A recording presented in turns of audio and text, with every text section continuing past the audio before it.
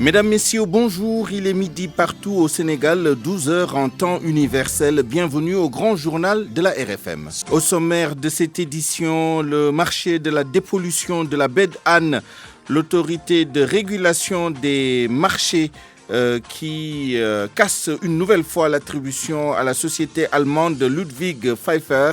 L'Office national de l'assainissement craint le retrait des bailleurs de fonds du projet.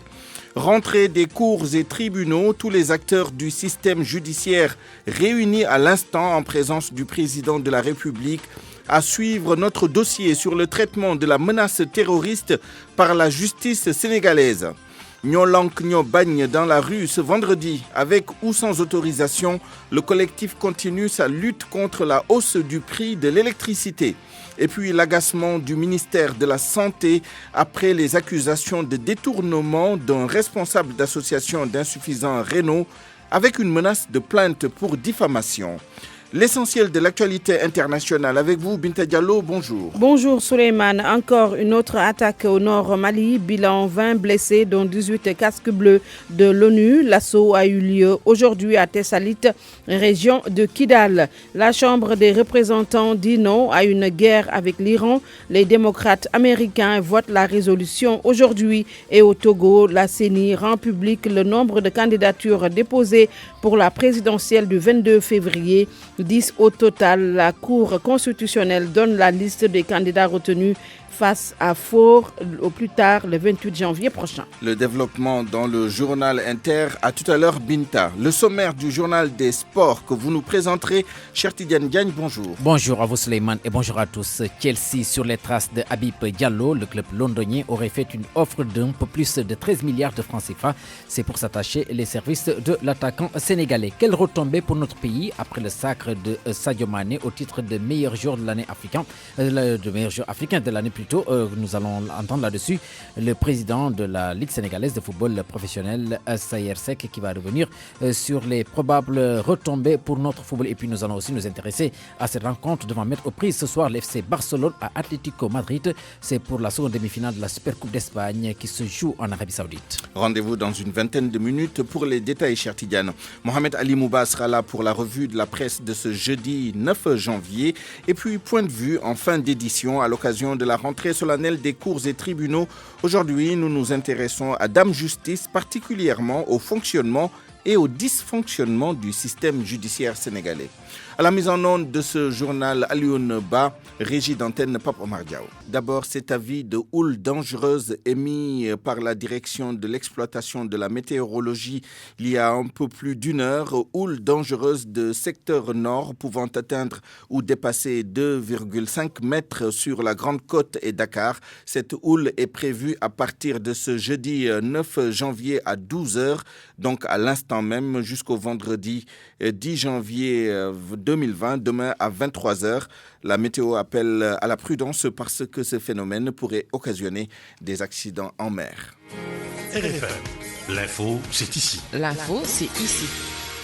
Le reste de l'actualité, l'ARMP a annulé l'attribution du marché du projet de dépollution de la baie d'Anne à la société allemande Ludwig Pfeiffer par l'ONAS. L'autorité de régulation des marchés publics demande une réévaluation du dossier. L'Office national de l'assainissement du Sénégal prend acte de cette décision. Cependant, l'ONAS craint de voir les bailleurs de fonds du projet se retirer tout bonnement. El Hadj Ndiogou Diène.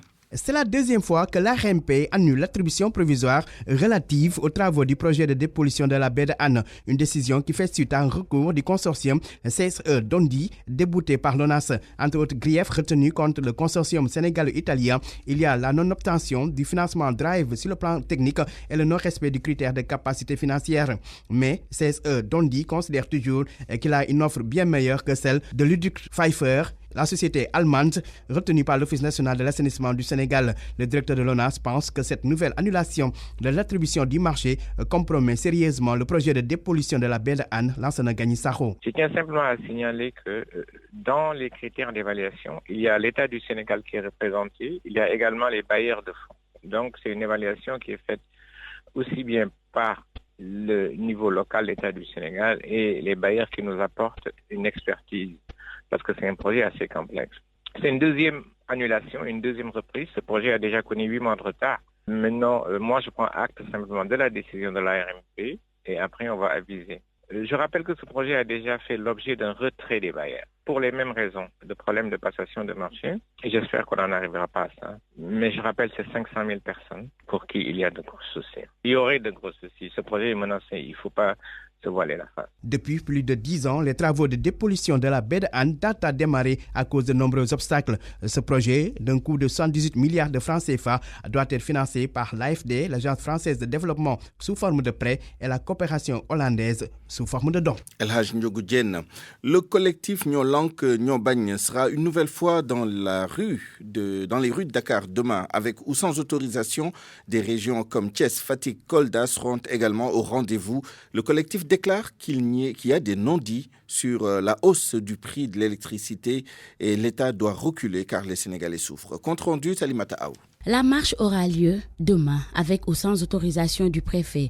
Pour le collectif Ñoo Lank, ils ont déposé les papiers nécessaires depuis le 26 décembre. Amadou Gaye, membre du collectif. Lorsque vous voulez faire une marche, vous avez juste besoin de faire une déclaration. Même si on ne vous répond pas, vous y avez droit. C'est le régime déclaratif. Jusqu'à présent, nous avons satisfait à toutes les formalités. Donc normalement, nous allons tenir notre manifestation vendredi. Et je dois rappeler l'arrêté de la Cour suprême qui dit qu'en cours l'annulation, l'arrêté du préfet qui, pour interdire une marche, invoque des troubles à l'ordre public sans justifier la suffisance ou l'insuffisance de forces de sécurité. Ce qui veut dire que si l'État ne peut pas prouver qu'il n'a pas assez de forces suffisantes pour contrôler la marche, il n'a pas le droit d'interdire une manifestation. La marche sera décentralisée dans certaines régions comme Kaolack, Fatick, Thiès, entre autres. Appeler tous les Sénégalais à venir participer massivement à la marche que nous allons tenir vendredi à partir de 15h partant de la place de l'Obélisque jusqu'au rond-point de la RTS, mais aussi dans les 7 autres régions du Sénégal, où partout les Sénégalais doivent sortir pour venir manifester leur opposition à la hausse sur les tarifs de l'électricité. Ñoo Lank invite les Sénégalais à participer massivement pour exiger de la Sénélec et de l'État du Sénégal toute la vérité sur cette hausse. C'est que cette hausse de l'électricité, contrairement à ce que le gouvernement veut affirmer en disant qu'il n'y a qu'une partie des abonnés de la Sénélec qui seront touchés, cette affirmation est fausse. Lorsque vous augmentez les prix de l'électricité, les prix du transport et les coûts des produits importés, tous les produits vont augmenter. Donc tous les Sénégalais vont être touchés. Le collectif veut aussi la libération sans condition de leurs camarades, dont Guy Marius Sagna, dans les plus brefs délais. Toujours dans l'actualité sociale, le G20 va observer un débrayage mardi prochain. Ce cadre qui regroupe une vingtaine de syndicats d'enseignants réclame l'ouverture de négociations sérieuses sur le système de rémunération des agents de la fonction publique, entre autres revendications. Le G20 n'exclut pas de durcir le ton si l'État, le gouvernement ne réagissent pas. Son vice-coordonnateur Mbaye Sarr est joint au téléphone par El Hadj Ndiogou Diène. Nous avons décidé dans le cadre du G20 d'aller en action et de faire observer une journée de débrayage le mardi 14 janvier sur l'étendue du territoire national, du préscolaire au moyen secondaire en passant par l'élémentaire. Et ceci pour exiger du gouvernement l'ouverture sérieuse et inclusive de discussions sur le système de rémunération des agents de l'État. Parce que comme vous le savez, le président de la République, au lendemain de son accession à la magistrature suprême, avait dit qu'il avait constaté que le régime salarial des travailleurs de la fonction publique avait été effectivement désarticulé et qu'il fallait trouver un remède par rapport à cette situation-là. C'est pourquoi il avait commandité une étude. L'étude est terminée depuis très longtemps, les conclusions sont dans son bureau et que jusqu'à présent, aucune discussion n'est ouverte. Et c'est pourquoi le G20 exige d'ores et déjà l'ouverture de discussions sérieuses et inclusive sur le régime salarial. C'est un signal que nous donnons au gouvernement. Et si toutefois le gouvernement n'ouvre pas de discussions autour de ces points-là, il est évident que l'année scolaire va renouer de plus belle avec des perturbations et que seul le gouvernement serait le seul responsable de ces perturbations-là, à commencer par le président de la République lui-même, à s'asseoir avec nous pour ouvrir des discussions sérieuses et inclusives. 12h et bientôt 10 minutes, la rentrée des cours et tribunaux, c'est aujourd'hui, à l'instant même. Le thème de cette année s'articule autour du terrorisme et des défis sécuritaires en Afrique. Le Sénégal a modifié son code pénal et son code de procédure pénale en 2016 pour s'adapter aux défis de l'heure. Mais à la pratique, on dénonce beaucoup de défaillances. Mohamed Ali Mouba a donné la parole aux acteurs. Voici son dossier. Depuis 2016, le Sénégal s'est doté d'un arsenal juridique très répressif en matière de lutte contre le terrorisme. La législation ne fait pas de cadeau aux présumés terroristes. Le directeur des affaires criminelles et des grâces au ministère de la Justice explique l'intention du législateur. En y introduisant l'infraction terroriste et en élargissant la définition, enfin en recentrant les définitions, et dans le cadre de la procédure pénale également, on a revu la méthode d'investigation, les pouvoirs des officiers de police judiciaire, les enquêtes, comment elles doivent être menées dans le cadre particulier de l'infraction terroriste. Toutefois, selon Amnesty International, il y a dans cette loi beaucoup de dispositions liberticides. La non-dénonciation d'actes de terrorisme et le recel terroriste sont désormais criminalisés. Des dispositions répressives en matière d'insultes commises par le biais d'un système informatique ou de diffusion en ligne, entre autres. Le pénaliste Ibabari Kamara estime que la caractérisation de l'infraction est une autre grosse équation entre les mains du juge. Les dispositions-là, en fait, sont, c'est vrai, matériellement très claires, mais du point de vue donc de leur mise en œuvre, ça ne dépend que du juge. Le juge doit scruter ce qui a été la réelle volonté des personnes mises en cause. Conséquence, beaucoup de personnes accusées de terrorisme sont relaxées au bénéfice du doute. Cas le plus illustratif, le cas Imam Dao. RFM, fréquente modulation 94.0, la radio en puissance. RFM. Souleymane Niang. Le collectif Sam Lu Ñu Moom Bargny Minam Sendou réagit à la sortie du chef de l'État. Hier, en Conseil des ministres, Macky Sall a demandé au ministre des Finances et du Budget de procéder au paiement des indemnités aux personnes impactées par la réalisation en cours du port minéralier et vraquier de Bargny Sendou. Le collectif salue la directive du chef de l'État et espère qu'elle va aboutir. Le coordonnateur souligne par ailleurs qu'ils attendent toujours les résultats de l'étude d'impact environnemental. Issa Gueye, au téléphone avec Georges Diop. L'attente a été longue, mais on est vraiment rassurés par cette mesure du chef de l'État, dont nous disons que ce sera la bonne. Nous savions tous que durant la campagne électorale, il s'était prononcé sur ça, et qui va constituer pour une première catégorie d'impactés, qui constituent des impactés agricoles dont les dossiers sont déjà terminés, bouclés après des signatures des PV de conciliation, et dont le montant a été annoncé. Et là, à côté de ces impactés agricoles, il y a des impactés propriétaires terriens qui attendent, et il y a les déplacés de Sendou qui attendent, dont l'État n'a pas encore trouvé la formule qui les convienne. Et là aussi, nous attendions, le groupe attendait jusqu'à présent les études d'impact environnemental. Alors, pour voir qu'est-ce que le port va rapporter comme profit et éventuellement voir mesurer les impacts négatifs que l'implantation de ce port va provoquer au niveau de Bargny. En tout cas, cette première mesure est salutaire. Donc, nous prions qu'il constitue un premier pas, une première étape, aussi qui va pratiquement faire toutes les populations de Bargny, de Sendou et de Minam, et qui vraiment ne savaient pas sur quel pied danser par rapport à l'omerta aussi au sein de l'État. Cette mesure vraiment vient en son heure et saluée par l'ensemble des populations de Bargny et de Sendou. Bargny, d'où est originaire l'ingénieur Ablaye Samba qui a mis au point une machine à laver solaire.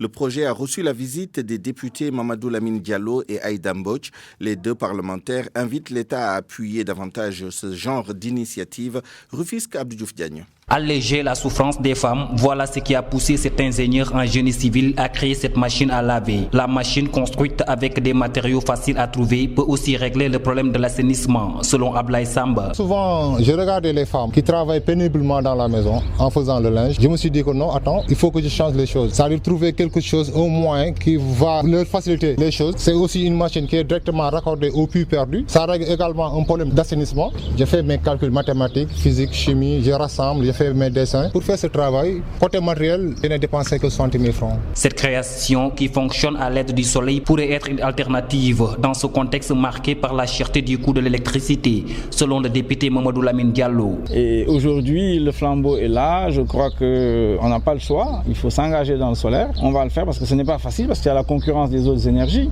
des industries qu'il y a derrière, des lobbies qu'il y a derrière, des États qu'il y a derrière. Cette machine produit de l'eau chaude avec plusieurs possibilités de l'utiliser. On en a besoin. C'est écologique. Son homologue à l'Assemblée nationale, Aïda Mbodj, invite le ministre de la Femme à appuyer cette initiative. Au niveau du ministère de la Famille, je ne sais plus à combien remonte l'enveloppe, mais déjà quand je partais, c'était à 1,2 milliard.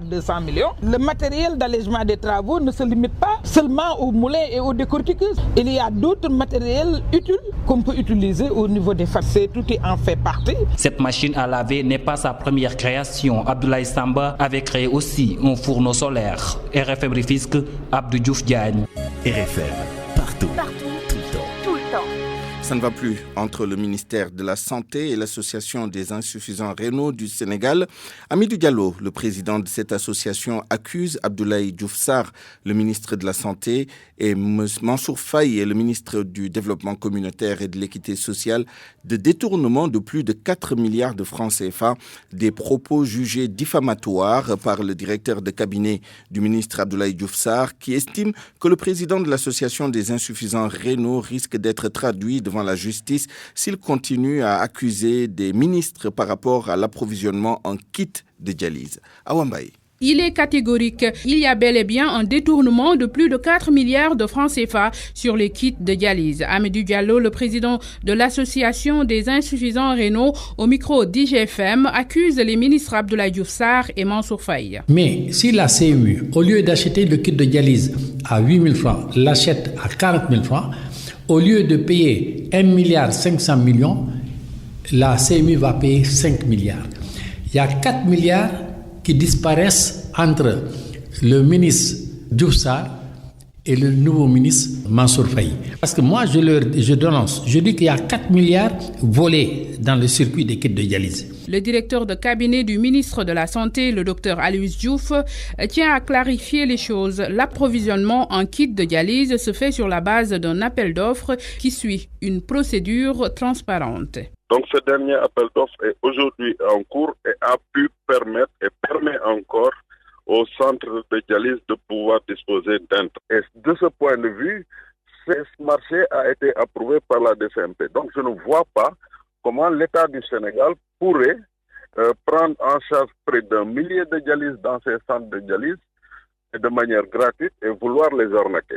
Et selon toujours le docteur Aloyse Diouf, l'origine du problème avec Hamidou Diallo, c'est qu'il a voulu implanter son propre centre de dialyse dans son domicile sans contrôle. Monsieur Diallo, lui-même, n'avait que 4 générateurs dans son centre. Monsieur Diallo voulait ouvrir un centre dans son domicile familial. Monsieur Diallo ne répondait à aucun des critères qui pouvaient permettre de faire fonctionner un centre de dialyse. Le président des insuffisants rénaux ne recule pas devant ses propos et le ministère de la Santé menace de le traduire en justice pour fausse accusation. RFM. L'actualité internationale.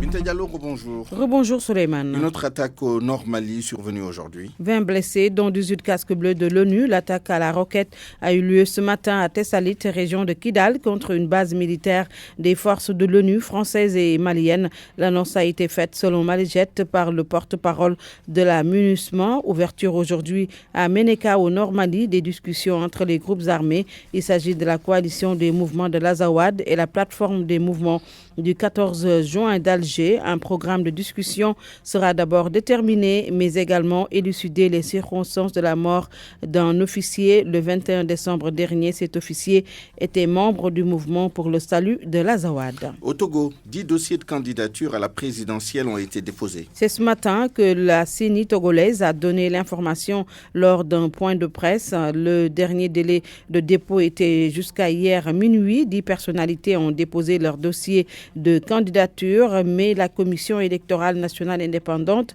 n'a pas dévoilé les noms des candidats. C'est le 28 janvier au plus tard que la liste définitive des candidats retenus sera publiée par la Cour constitutionnelle. L'élection présidentielle est prévue le 22 février prochain. Évoquons maintenant cette guerre commerciale entre la Turquie et le Maroc. Le Maroc a décidé d'instaurer une taxe de 27% sur les importations de vêtements faits en Turquie. Rabat veut protéger son industrie locale, mais cette mesure est-elle conforme aux normes de l'Organisation mondiale du commerce? Élément de réponse avec Radim Baye à Casablanca. Et ce n'est pas une surprise. Déjà, en novembre dernier, le ministre du Commerce, Moulay Avid Alami, avait annoncé la couleur indiquant que le Maroc devait renégocier certains de ses accords de libre-échange, lesquels nuiraient à l'économie du royaume. Aujourd'hui, c'est chose faite. Une taxe de 27% sur les vêtements importés de Turquie, une mesure de protection au profit de l'industrie locale, selon le patron de la douane marocaine. Mais derrière ces mesures de défense commerciale, c'est la protection de la production nationale. Parce qu'aujourd'hui, il y a des mesures qui sont peut-être parfois prises par des États pour aider, subventionner. Et on fait ça dans le cadre des règles de l'OMC, dans le cadre de l'Organisation mondiale du commerce, qui prévoit ce genre de dispositif. Alors que de nombreux observateurs voient une guerre commerciale entre les deux pays, à travers notamment l'imposition de ces nouveaux tarifs, Nabil Lahdar estime lui pour sa part que ce n'est pas uniquement la Turquie qui se trouve dans le viseur de l'administration douanière marocaine. Je parle de la Turquie, mais je pense aussi à l'Europe. Aujourd'hui, avec l'Europe, on est à 8 milliards d'euros de déficit, alors que quand on a démarré l'accord, on était à 1 milliard d'euros de déficit. Donc, si on continue à creuser ce déficit-là, à un moment donné, le Maroc aura des problèmes. Le déficit commercial entre les deux pays est estimé à 16 milliards de dirhams en 2018. Le Maroc espère, dans les 4 ans ou 5 ans à venir, rééquilibrer les échanges avec son partenaire turc, à travers notamment cette taxe qui, selon Rabat, est parfaitement conforme aux normes de l'OMC. Khadim Baye, Casablanca, Radio Futur Média. Binta, aux États-Unis, la Chambre des représentants dit non à une guerre avec l'Iran. Et le vote va se faire aujourd'hui. La Chambre des représentants veut empêcher le président Trump de faire la guerre à l'Iran, une chambre dominée par les démocrates. Ils ont reproché à Donald Trump d'avoir fait tuer le général iranien Qassem Soleimani à Bagdad. C'est tout, Souleymane, pour cette page internationale. Merci Binta Diallo. Parole aux auditeurs. L'actualité, qu'en pensez-vous? Moi, je pense que vous devrez. Réagissez dans nos éditions d'information sur l'actualité. Bonjour. Du lundi au vendredi, vous avez la parole sur RFM. Ce jeudi 9 janvier 2020, c'est la rentrée solennelle des cours et tribunaux. Point de vue s'intéresse aujourd'hui à notre système judiciaire, son fonctionnement et ses dysfonctionnements. Et pour en parler, nous serons avec Maître Papsen, avocat et président du Comité sénégalais des droits de l'homme, et avec Babacar Ba, juriste, président du Forum du justiciable. Bonjour, cher Tidiane Diagne. Bonjour à vous, Souleymane. Chelsea est sur les traces de Habib Diallo pour l'enrôler dans son écurie. Le club londonien aurait fait une offre ce matin de 13 milliards 191 millions de francs CFA. C'est pour s'attacher les services de l'attaquant sénégalais du Football Club de Metz. Le républicain lorrain précise que les discussions entre les deux clubs sont très avancées. Habib Diallo à Metz, c'est 10 buts en 19 rencontres de Ligue 1. Nous parlons, Souleymane, du Sadio Mané avec, disons, cette question que nous avons posée ce matin. Quelle retombée pour notre pays après le sacre de Sadio Mané au titre de meilleur joueur africain de l'année 2019? Comment le rentabiliser? Le vice-président de la Fédération sénégalaise de football, aussi président de la Ligue sénégalaise de football professionnel, Saïr Seck, livre un pan pour que le Sénégal en tire profit. Il faut dire toute sa fierté et la grande satisfaction que nous avons éprouvée à l'annonce effectivement de la consécration de Sadio Mané, le ballon d'or africain. Et donc, je pense qu'il faut féliciter Sadio pour l'énorme travail qu'il a fait. Je pense que le grand mérite en revient à Sadio. Et nous qui sommes proches de lui en équipe nationale, ne sommes pas surpris qu'il ait pu gagner ce ballon d'or tellement le garçon est concentré, investi, hyper professionnel et sérieux dans le travail qu'il fait. Il me semble que Sadio aura fait beaucoup pour le Sénégal, autant que beaucoup de représentations diplomatiques en ce qui concerne l'aura de notre pays. Et je pense que déjà de ce point de vue, ce sera important. Mais quand un pays produit un ballon d'or, c'est également une source de motivation pour ceux qui cherchent des joueurs et des pépites pour venir effectivement dans ce pays. Et donc, il y aura probablement d'autres investissements qui vont arriver au Sénégal, probablement dans le domaine des académies. C'est d'ailleurs le lieu pour moi, dans mes félicitations, de féliciter Génération Foot parce que voilà, c'est une académie qui aujourd'hui a produit un ballon d'or et qui peut commencer à mettre sur son maillot une première étoile et qui va motiver d'autres académies comme la mienne, Diambar, comme Dakar Sacré-Cœur, mais également comme d'autres académies qui vont effectivement arriver et qui vont permettre de capter beaucoup d'investissements dans le secteur du football et dans le secteur du football. Super Coupe d'Espagne, un choc attendu pour compléter le tableau final. Barcelone Atlético Madrid, c'est en début de soirée plutôt à 19h pour la seconde demi-finale de cette Super Coupe d'Espagne qui, je le rappelle, se déroule à Jeddah, c'est en Arabie Saoudite et cela fait polémique en Espagne puisque la plupart des médias n'ont pas en tout cas voulu que cela se joue pour une première fois hors du pays. Hier, lors de l'entame de ce tournoi, le Real Madrid s'est qualifié en finale en premier aux dépens de Valence, score de la partie 3-1. Le Real Madrid qui a joué sans ses pièces maîtresses que sont Karim Benzema, Gareth Bale, Eden Hazard, entre autres joueurs de l'équipe des Merengues Suleiman. Merci, cher Tidiane Diagne. RFM, la presse du jour. Parce que nous avons su satisfaire aux exigences de nos clients les plus rigoureux à travers le monde, que nous, Beko, sommes devenus aujourd'hui numéro 1 de l'électroménager en Europe. L'efficacité et l'esthétique des produits Beko reposent sur une parfaite maîtrise des technologies de toute dernière génération. Jusqu'au 31 janvier 2020, toute la gamme Beko est en fête chez Electronic Corp avec des remises exceptionnelles. Electronic Corp, partenaire des grandes marques. Beko vous offre votre revue de presse. La revue de presse du jour est signée par Mohamed Ali Mouba. Bonjour. Il était attendu tel le Messi au Sénégal. Finalement, son jet privé n'atterrira pas à Dakar. Pas cette fois en tout cas. Mané est reparti à Liverpool comme il était venu. Et pourtant, des sargales et autres hommages l'attendaient. Bref, on était aux petits soins et aux derniers réglages pour fêter le retour de l'enfant prodige. Sadio, Faux-bon, de la frustration. Vox Populi parle de déception chez ses fans qui l'attendaient. Le propos de Mané qui tente de rassurer, je reviendrai au Sénégal dès que possible. Célébration du Ballon d'Or, les raisons du faux bond de Sadio. Stade Quotidien avance une explication ce matin. Ce sont des problèmes administratifs qui sont à la base de ce raté. Le jet privé transportant le footballeur de Liverpool n'aurait pas reçu d'autorisation pour atterrir à Tunis où il devrait faire une escale technique. L'Observateur a une autre explication. Pour le confrère, le club de Mané n'a jamais reçu de demande de mise à disposition de son joueur pour une quelconque cérémonie à son honneur à Dakar. Et face au risque encouru par Sadio par rapport à son intégrité physique, l'accompagnant dépêché par Liverpool a jugé nécessaire de le faire ramener en Angleterre. Cet employé des Reds ne voulait pas exposer Sadio à une éventuelle blessure, d'autant qu'il traînait déjà une douleur musculaire contractée lors de sa séance d'entraînement de mardi en Égypte. Mais qu'à cela ne tienne, ce n'est que partie remise. Sadio sera à Dakar la prochaine fois, informe le journal Les Échos. Le journal Record nous invite pour sa part à jeter un coup d'œil sur les détails des votes des CAF Awards. Selon le confrère, Mané a largué ses concurrents. Il a caracolé en tête avec 477 voix, suivi de l'Égyptien Salah 325, l'Algérien Mahrez 3e 267 voix. Politique, le dialogue national et le dialogue politique vers une dualité au sommet. Famara Ibrahima Sagna et Mamadou Niang à couteau tiré, informe Walf Quotidien. L'AS parle d'attaque et de contre-attaque entre les deux hommes. Selon le confrère, le président Famara Ibrahima Sagna n'a pas bien apprécié la sortie des membres de la commission cellulaire du dialogue politique.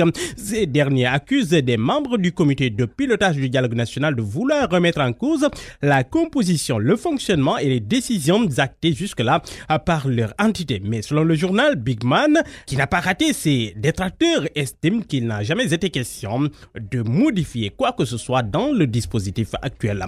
En tout état de cause, c'est le bras de fer entre Famara Ibrahima Sagna et Mamadou Niang, écrit le journal Enquête, et la dualité hypothèque proprement la conduite du dialogue national. Le journaliste et analyste politique Momar Young réajuste le jeu dans Sud Quotidien. Selon lui, la Maldonne est partie de la logique qui a consisté à mettre la charrue avant les bœufs. Ce qui préoccupait le président Sall et certains acteurs, y compris ceux de l'opposition, c'était d'acter le report des locales. La clé, selon lui, est dans le fonctionnement en parallèle du comité de pilotage et de la commission cellulaire. Politique toujours avec Abdoulaye Wade qui rejoint Nyolank dans le combat contre la hausse du prix de l'électricité.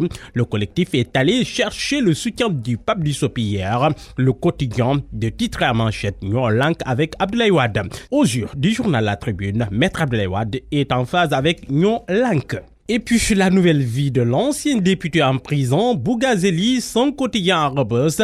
Le journal L'Observateur nous dit que sa famille se réfugie en ce moment dans un appartement inachevé. Lui, Bougazeli, souffre cruellement de ne pas voir son fils Serigne Saliou. Son diabète s'est aggravé aussi en prison. Bonne lecture à tous. À la Cour suprême, en présence du chef de l'État. Et le thème de cette année porte sur le terrorisme et les défis sécuritaires en Afrique, avec le Sénégal qui a modifié son code pénal et son code de procédure pénale pour s'adapter aux défis de l'heure. Mais nous souhaitons parler plus largement du système judiciaire sénégalais, son fonctionnement, ses dysfonctionnements. Et pour ce faire, nous sommes en ligne avec deux experts en la matière. D'abord, Maître Pape Sène, avocat et président du Comité sénégalais des droits de l'homme. Bonjour, Maître Pape Sène. Oui, bonjour, Souleymane. Nous sommes également en ligne avec Babacar Ba, juriste, président du Forum du Justiciable. Bonjour, Babacar Ba. Babacar Ba, que nous allons certainement retrouver dans un instant. Commençons par Maître Pape Sène, en tant qu'avocat et en tant que président du Comité sénégalais des droits de l'homme. Et tenant compte de votre expérience dans le système judiciaire du Sénégal qui effectue sa rentrée aujourd'hui, quelle appréciation vous portez sur l'évolution du système ces dernières années, globalement? Oui, d'abord, Souleymane, permettez-moi de profiter donc de cette rentrée solennelle des cours et tribunaux pour donc rendre un vibrant hommage à tous les acteurs de la famille judiciaire, une famille à laquelle moi-même j'appartiens parce que c'est un moment extrêmement important dans la vie de la justice sénégalaise. Et comme vous l'avez dit tout à l'heure, effectivement, il faut constater que depuis l'indépendance, c'est-à-dire depuis 1960, le système judiciaire sénégalais quand même a connu une évolution très positive. Aussi bien d'un point de vue des réformes sur le plan organisationnel, parce qu'aujourd'hui, au moment où je vous parle, nous avons une nouvelle carte judiciaire. Donc, et autant également, cette carte judiciaire a connu des modifications dans le temps avec le Conseil d'État, la Cour de cassation, la Cour suprême. Mais également, on est passé des juridictions de paix, des justices de paix, donc aux tribunaux départementaux et régionaux. Et aujourd'hui, nous avons donc les tribunaux de grande instance et les tribunaux d'instance. Ça, c'est une réforme donc au plan donc de la cartographie judiciaire, mais également au plan des textes qui régissent le fonctionnement de la justice sénégalaise. Nous avons vu une évolution extrêmement positive. Beaucoup de réformes ont été faites depuis la Cour suprême, parce que la dernière loi organique sur la Cour suprême qui remonte à 2017 a apporté des modifications substantielles quant à l'organisation de la Cour suprême, mais également quant à ses compétences. La création de nouvelles institutions au sein de la Cour suprême, de nouvelles compétences également ont été attribuées. Vous l'avez souligné tout à l'heure en rapport avec la thématique de cette rentrée solennelle des cours et tribunaux sur donc les défis sécuritaires et le terrorisme. Vous avez vu qu'en 2016, le Sénégal a donc opté pour une révision approfondie d'ailleurs de son code pénal et de son code de procédure pénale. Et cette réforme a permis la création de nouvelles infractions que l'on peut citer depuis 2016. Donc, et qui permet d'élargir l'assiette d'intervention. Parce que vous savez, le phénomène terroriste est un phénomène très complexe. Et là, il faut donc vraiment une réforme comme celle de 2016 pour pouvoir prendre en charge, par exemple, le recrutement de personnes, la fourniture de moyens, du terrorisme. L'apologie du terrorisme, le recel de terrorisme. Mais également, il faut noter avec le code de procédure pénale qu'il y a eu quand même deux réformes phares. D'abord, il y a eu un renforcement des moyens d'investigation, parce que cette réforme a eu donc pour cadre un peu d'instituer une section d'enquête spécialisée en matière de terrorisme. Et cette section aujourd'hui est logée au niveau du tribunal de grande instance de Dakar. Mais également, on a noté un renforcement des pouvoirs des juges d'instruction et des prérogatives des officiers de police judiciaire en matière d'enquête. Tout ça pour essayer de juguler le phénomène qui est un phénomène très complexe. Mais Souleymane, ce qu'il faut comprendre, moi en tant que défenseur des droits de l'homme et en tant qu'également avocat partagé un peu, j'ai toujours l'habitude de m'en référer à la résolution 6288 de l'Assemblée générale des Nations Unies qui porte stratégie antiterroriste mondiale de l'Organisation des Nations Unies, qui dit ceci, je cite, une action efficace contre le terrorisme et la protection des droits de l'homme sont des objectifs non pas contradictoires mais complémentaires et synergiques. Je crois que cela veut tout dire. Il y a un juste milieu à trouver entre les deux exigences. Voilà. C'est-à-dire aujourd'hui l'impératif c'est quoi?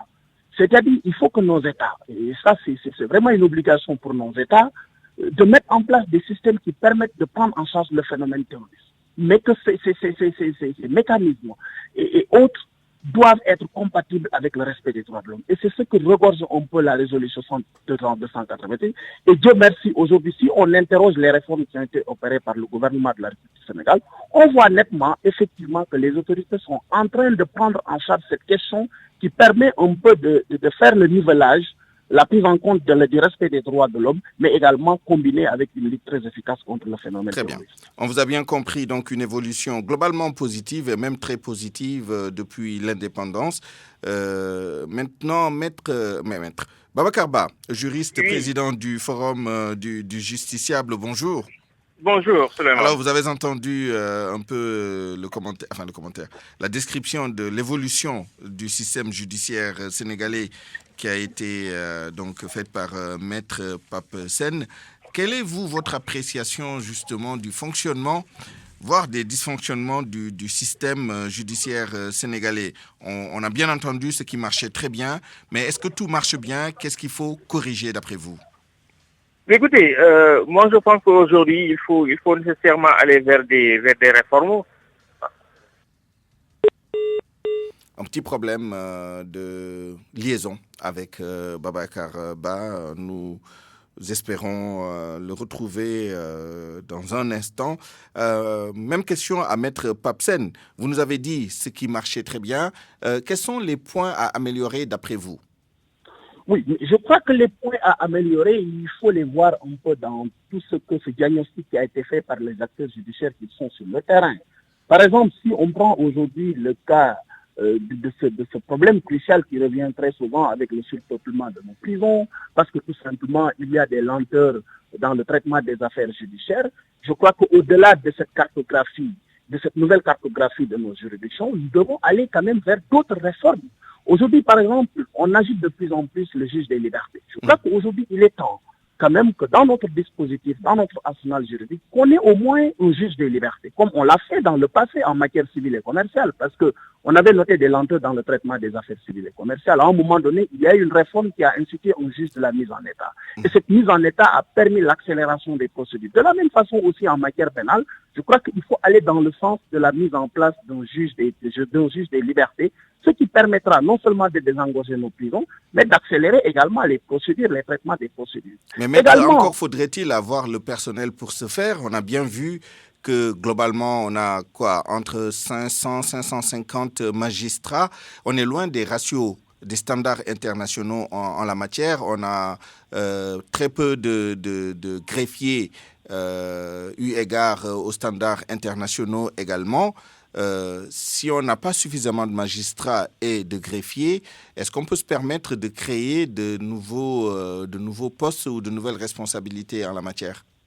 Oui, mais Souleymane, je crois que pour ce qui concerne le nombre de magistrats par rapport au ratio, il faut quand même relativiser.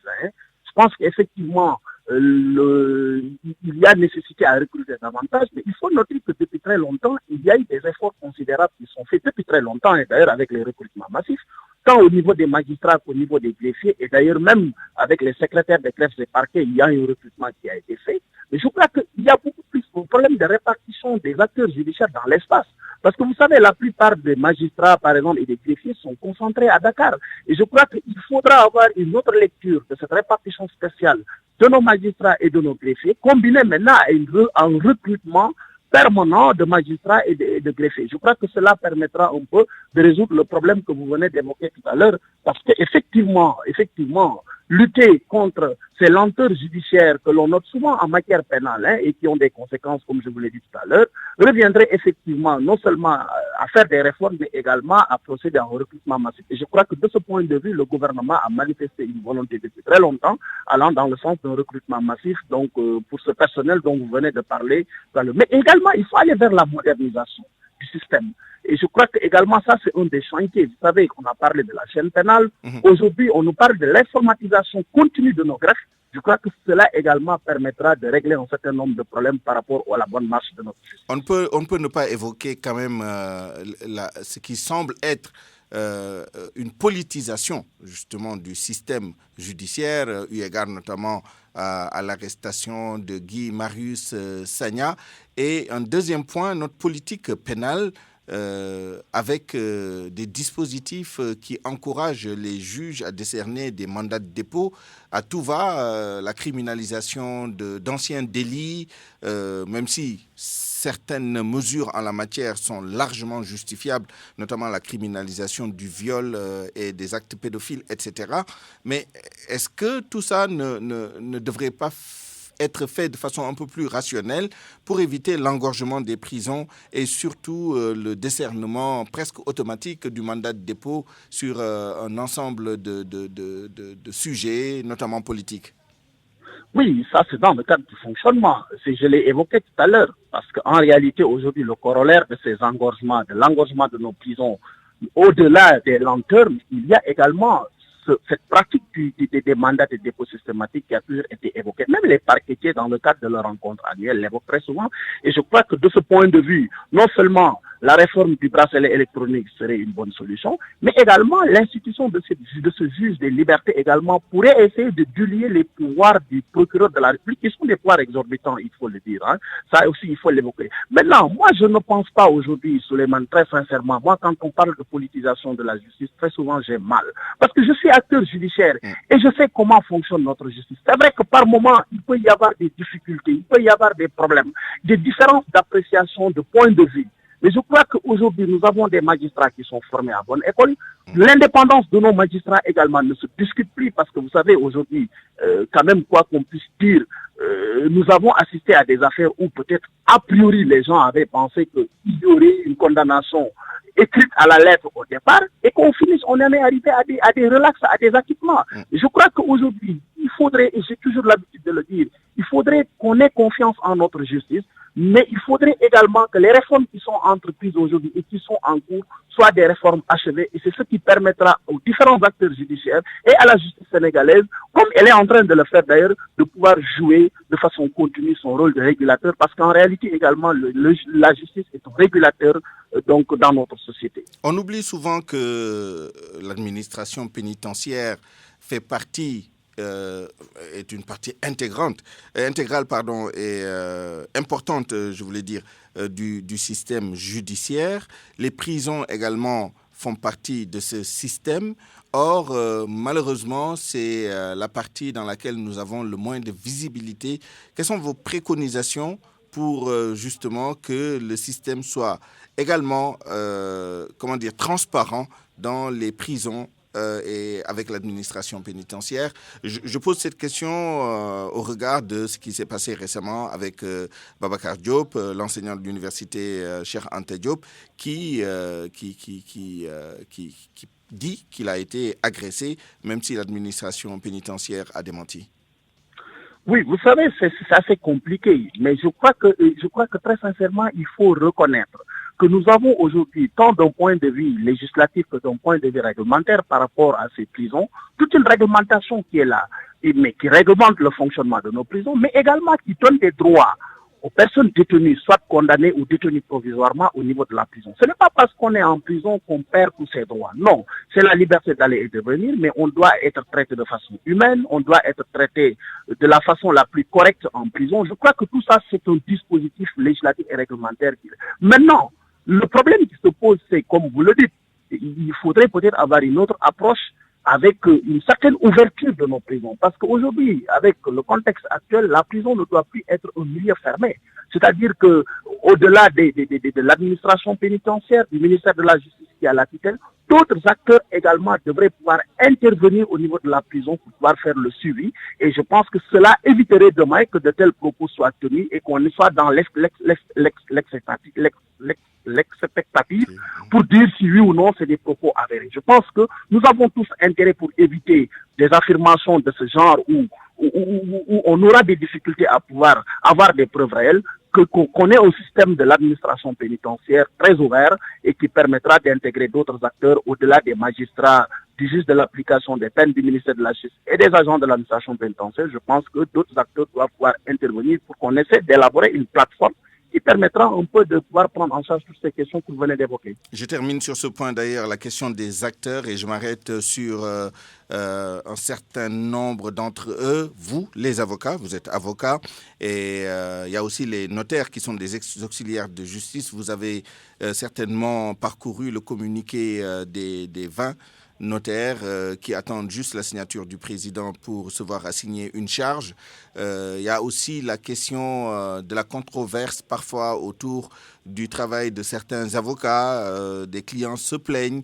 On parle de beaucoup de choses qui se passent sans que l'ordre ne prenne les mesures diligentes et vraiment significatives pour que le système fonctionne très bien. Je ne veux pas entrer dans des cas très très précis et détaillés, mais quel est le rôle de ces auxiliaires et de ces acteurs du système judiciaire, particulièrement les avocats et les notaires, d'après vous? Qu'est-ce qu'il faut faire pour améliorer justement leur contribution dans le système? Oui, moi je pense que, parlant peut-être de l'ordre des avocats, je connais le plus parce que je suis membre de cette corporation. Je crois que l'ordre des avocats aujourd'hui est un maillon extrêmement important dans la chaîne judiciaire, pour ne pas dire que c'est en fait des acteurs clés incontournables pour une bonne marche de la justice. Vous savez, la vocation d'un avocat, la vocation, contrairement à ce qu'on pense d'ailleurs, l'avocat n'est pas là pour entrer en contradiction avec le juge ou le procureur ou essayer de tromper la religion du tribunal. Non. L'avocat est un acteur de la justice, c'est un acteur positif de la justice qui participe à l'œuvre de justice en apportant une contribution au plan juridique. Je crois que c'est ça le travail de l'avocat. Maintenant, il est évident que l'avocat n'ayant pas une obligation de résultat, on peut noter dans le cadre de son travail très souvent des frustrations de la part de certains clients qui estiment que l'avocat n'a pas ou n'a pas bien fait son travail. Défendu leur dossier, absolument. Je pense que ça c'est important. Maintenant, il faut considérer également qu'à côté du travail que fait l'avocat, il y a la question de la responsabilité civile professionnelle de l'avocat.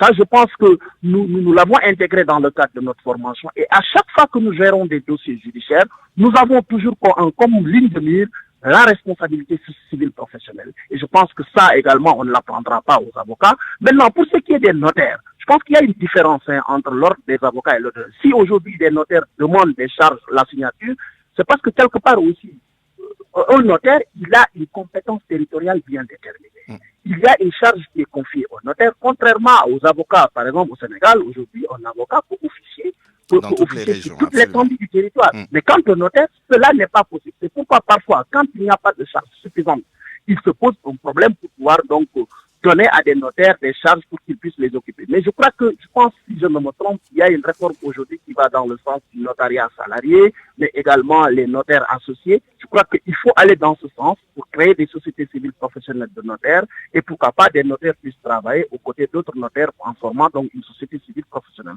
Mais je crois que d'un point de vue global, c'est des acteurs clés de la justice, aussi bien les notaires que les avocats. On a besoin d'eux pour pouvoir donc améliorer le fonctionnement de la justice parce qu'ils sont incontournables. Et tous les autres, les huissiers, etc. Merci à vous, Maître Papsen. Vous l'avez bien compris, nous n'avons pas pu récupérer Babacar Ba, juriste président du Forum du justiciable en raison de problèmes techniques sur la liaison. Ce n'est que partie remise. Nous le retrouverons certainement à d'autres points de vue concernant la justice ou d'autres sujets le concernant. À 12h et bientôt 50 minutes, c'est la fin de cette édition du Grand Journal. Je vous remercie de l'avoir suivi. Merci à toute l'équipe qui m'a aidé à la préparer et à vous la présenter. À 13h, retrouvez Mamadou Mohamed Ndiaye pour le Grand Journal en Wolof. Dans l'intervalle, quelques messages commerciaux et dès à présent, Allô Présidence avec Koutia et compagnie. Très bonne suite des programmes sur la RFM. Excellent après-midi. Au revoir.